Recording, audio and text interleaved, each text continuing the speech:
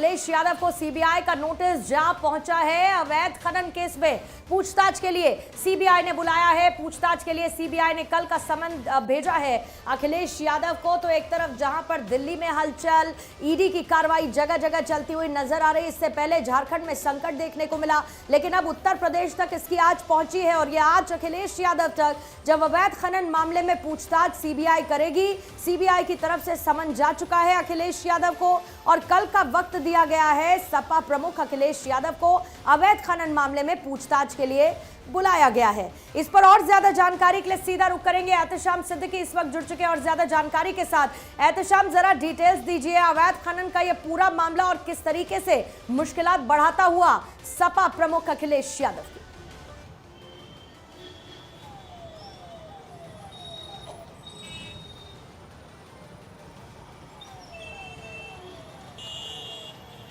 एहतेशाम, क्या आप मुझे सुन पा रहे हैं?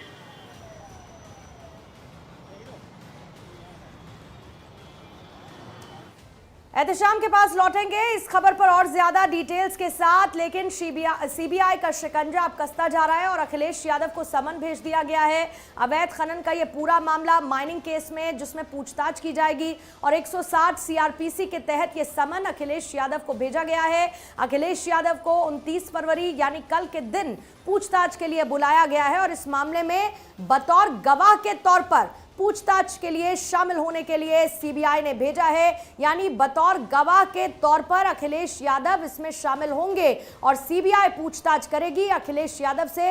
अवैध खनन का यह पूरा मामला, माइनिंग का यह पूरा मामला जुड़ा हुआ, जिसमें सपा प्रमुख को तलब किया गया है अखिलेश यादव से कल यानी कि 29 फरवरी को पूछताछ सीबीआई की तरफ से की जाएगी। और कहीं ना कहीं इस मामले में जो अभी तक की खबर है, बतौर गवाह के तौर पर समन भेजा गया है ताकि शामिल पूछताछ में अखिलेश यादव हो। अवैध खनन मामले से जुड़े हुए इस पूरे मामले को लेकर उनसे पूछताछ और सवाल जवाब किए जाएंगे। एक बार फिर से एहतेशाम हमारे साथ जुड़ चुके हैं। एहतेशाम, जरा डिटेल्स, बतौर गवाह के तौर पर पूछताछ के लिए बुलाया है अखिलेश यादव को। एक एक डिटेल अवैध घोटाले मामले से, अवैध खनन मामले से जरा बताइए, क्या कुछ खबर निकलकर सामने आ रही है?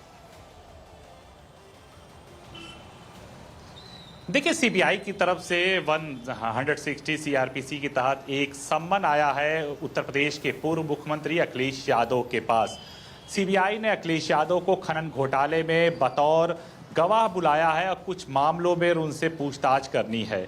इस बात का खुलासा अब अखिलेश यादव ने भी कर दिया है और अखिलेश यादव ने भी साफ तौर से कहा है कि जब जब चुनाव आते हैं इस तरह की बुलाहट आती है। वहीं समाजवादी पार्टी की तरफ से भी कई प्रतिक्रियाएं आई हैं कि उत्तर प्रदेश में लोकसभा चुनाव आते ही पुराने मामलों में सम्मन जारी होना शुरू हो गया है। हम आपको बता दें, उत्तर प्रदेश में जब अखिलेश यादव की सरकार थी उस दौरान 2016 की बात है, जब हाईकोर्ट के निर्देश पर सीबीआई जांच के आदेश हुए थे कि अवैध खनन हमीरपुर में हो रहा है, बुंदेलखंड में अवैध खनन की माइनिंग चल रही है।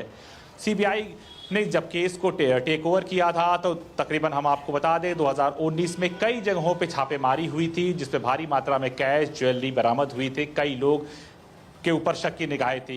इसी मामले में गायत्री प्रजापति आज भी जेल में, जो उस वक्त तत्कालीन खनन मंत्री थे। हम आपको बता दें कि सीबीआई की जांच काफ़ी दिनों से चल रही है। तत्कालीन उस वक्त की कलेक्टर, माइनिंग अधिकारी और तमाम लोगों के ऊपर गंभीर धाराओं में मुकदमा दर्ज हुआ था। सीबीआई ने मौके पर जाके भी जांच इन्वेस्टिगेशन किया था। अगर हम फाइलों की बात करें अंदरूनी तौर पर, तो राजस्व में कोई नुकसान की चीज़ सीबीआई को नहीं मिली थी कि वर्तमान में जो टेंडर होना चाहिए था उससे उचित दर पर टेंडर हुआ था। लेकिन ये इल्जाम लगा था कि अवैध खनन हो रहा है और अवैध खनन, जितना खनन होना चाहिए उससे ज्यादा का खनन हुआ था। लेकिन जो सूत्र थे सीबीआई के, वो उस वक्त बता रहे थे कि जब सीबीआई जांच शुरू हुई और जब सीबीआई वहां पे पहुंची तो खनन में ये होता है कि जो भी खनन का ठेका होता है और खनन होता रहता है, लेकिन उसके बाद जब बारिश का दौर आता तो खनन बंद हो जाता। और ऐसे में जब बाढ़ का पानी आता है तो बतौर गवाह बुलाया गया है, बतौर गवाह पूछताछ की जाएगी, तो ऐसी कोई उनकी मुश्किलें क्या अखिलेश यादव की बढ़ने वाली हैं? देखिए, अखिलेश यादव की मुश्किलें बढ़ने वाली नहीं है। अखिलेश यादव मुख्यमंत्री थे और ये बाकायदा जो टेंडर हुआ था वो कैबिनेट के अप्रूवल के हुआ था। और मुझे जो मेरे सूत्र हैं, जो उस वक्त मैं भी था, मुझे अच्छी तरह याद है कि अखिलेश यादव ने कहीं फाइल पर कोई सिग्नेचर नहीं किए थे। तो मौखिक रूप से अगर हम बात करें उस तमाम चीजों की, तो अखिलेश यादव डायरेक्टली रूप से कहीं उन्होंने इन्वॉल्वमेंट नहीं थे। हाँ, उनका समर्थन रहा होगा, कैबिनेट का नोट लग के गया होगा, तब ये पूरा खनन प्रक्रिया हुई होगी।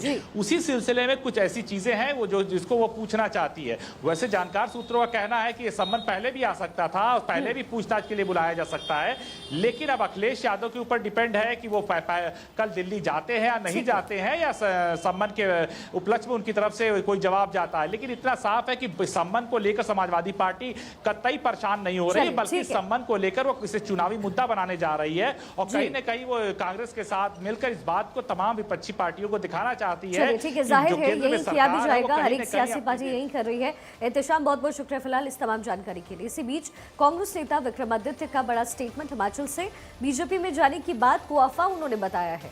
उन्होंने कहा है कि ऐसा कुछ नहीं है, ये सब अफवाह है। बिना राज्य